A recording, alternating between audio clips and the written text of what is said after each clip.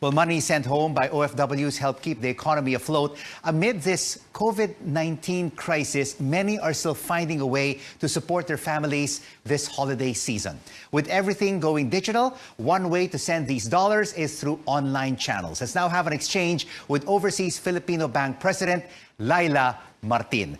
Ms. Martin, maraming salamat po for joining us on the program. Ano po ang mga benefits para sa ating mga OFWs kung magbubukas sila ng online account sa OF Bank? Yes, Rico. Ang OF Bank po ay pinadali at pinabilis na po ang pagkakaroon ng isang savings account para sa ating mga kababayan. Pandemic po ngayon at amidst pandemic po, nilaunch po ng gobyerno, ng ating gobyerno, ang Overseas Filipino Bank online account opening. Hindi na ho kayo kailangan pumunta sa anumang physical na sangay ng bangko, sa Pilipinas man o sa abroad. Makakapag-open na po kayo ng account, walang required opening deposit, no maintaining balance requirement, at ang fund transfer po from one account, OF Bank account to another OF Bank account or to another Land Bank account ay free of charge.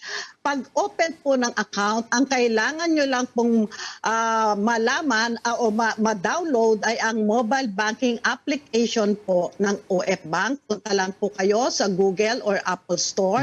I-download nyo po.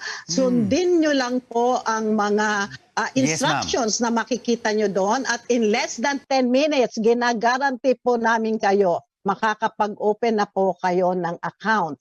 Ms. Martin, hindi pala po mahirap magbukas ng digital account sa OF Bank. May tanong po dito si Cerise Araneta na may OFW na kamag-anak. Kapag nagpadala po ng money yung tita ko, paano ako makakapag-withdraw if walang branch yung bangko?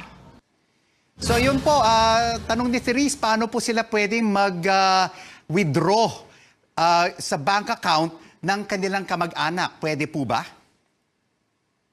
Yeah. Pagka may deposito na po ang account na nasa OF Bank, yung kamag-anak o beneficiary na nasa Pilipinas can do withdrawal transactions in any ATM po sa Pilipinas at pwede din po siyang mag-withdraw over the counter kahit na anong sangay po ng Land Bank of the Philippines. Ayan, hindi pala po mahirap. Kung meron kayong kamag-anak dito, pwede siyang mag-withdraw dun sa OFW overseas. May tanong po si Apollo, Ms. Martin, tungkol po sa interest sa kanilang deposit. Kung meron akong i-deposit, magkakaroon ba yun ng interest? So, Ms. Martin, kikita po ba ang account ni Apollo ng interest kung meron siyang deposit sa OF Bank? Oo. Nagkakaroon pa rin ho ng interest ang mga deposito pero sumusunod ho yun kung ano po ang interest sa industriya. So kung ang account po ninyo ay nasa isang regular account, ATM account, hindi ho natin ma-expect na mataas po ang interest po noon. Katulad po sa ibang bangko, ang mga interest po ay sumusunod lang po sa dikta po na ekonomiya ng bansa. Pero pwede hong mag-invest ang mga OFWs sa mga investment facilities na katulad po ng premium bonds na nilaunch ng BTR noong December 11.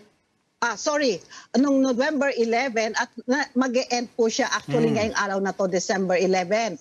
Maraming salamat po for this informative money exchange. Overseas Filipino Bank President Laila Martin.